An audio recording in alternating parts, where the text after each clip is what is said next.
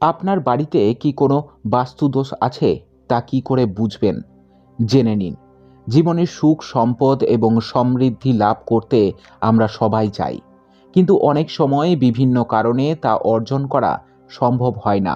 এর একটি প্রধান কারণ হচ্ছে বাস্তুদোষ। বাড়িতে বাস্তুদোষ থাকলে তার অশুভ প্রভাব বাড়ির বাসিন্দাদের উপর পড়ে। বাস্তুদোষের কারণে যে নেগেটিভ এনার্জি সৃষ্টি হয় তার প্রভাবে আর্থিক সংকট, অসুখ বিসুখ এবং সাংসারিক অশান্তি লেগেই থাকে। এই কারণে বাড়ি থেকে বাস্তুদোষ দূর করা অত্যন্ত জরুরি। কিন্তু এক্ষেত্রে প্রশ্ন হলো যে আপনার বাড়িতে বাস্তুদোষ আছে কি না, বা বাড়ির ঠিক কোনখানে কি সমস্যা লুকিয়ে আছে তা কিভাবে বুঝবেন। সবার পক্ষে যে কোনো সময় বাস্তু বিশেষজ্ঞের সাহায্য নেওয়া সম্ভব হয় না, তাই জেনে নিন আপনার বাড়িতে বাস্তুর কোনো ত্রুটি আছে কিনা তা কিভাবে বুঝবেন। বাস্তুশাস্ত্রের দিক অত্যন্ত গুরুত্বপূর্ণ। ঘরের কোন দিকে কি রাখছেন তার উপর নির্ভর করে যে আপনার বাড়ির কোনো বাস্তু সমস্যা থাকতে পারে কিনা।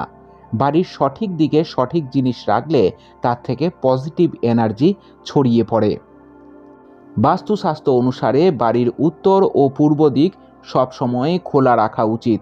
এই দুই দিক দিয়ে হাওয়া চলাচল করতে পারলে তা শুভ। বাড়ির উত্তর পূর্ব দিকে ঈশ্বরের বাস বলে মনে করা হয়।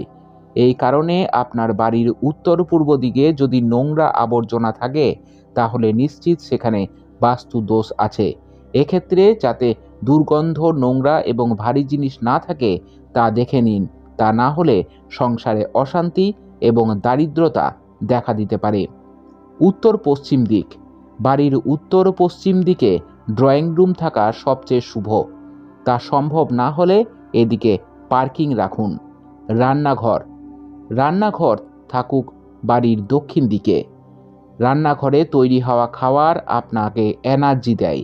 রান্নাঘরের ডিজাইন আর্থিক অবস্থার উপর সরাসরি প্রভাব ফেলে। মধ্যস্থান। বাড়ির মধ্যস্থানকে ব্রহ্মস্থান বলা হয়ে থাকে। বাস্তু অনুসারে এটি বাড়ির অত্যন্ত গুরুত্বপূর্ণ স্থান। ব্রহ্মস্থান সবসময় ফাঁকা রাখবেন।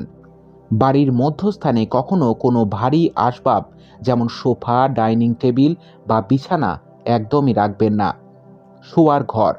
দক্ষিণ পশ্চিম দিকে বেডরুম থাকা সবচেয়ে ভালো।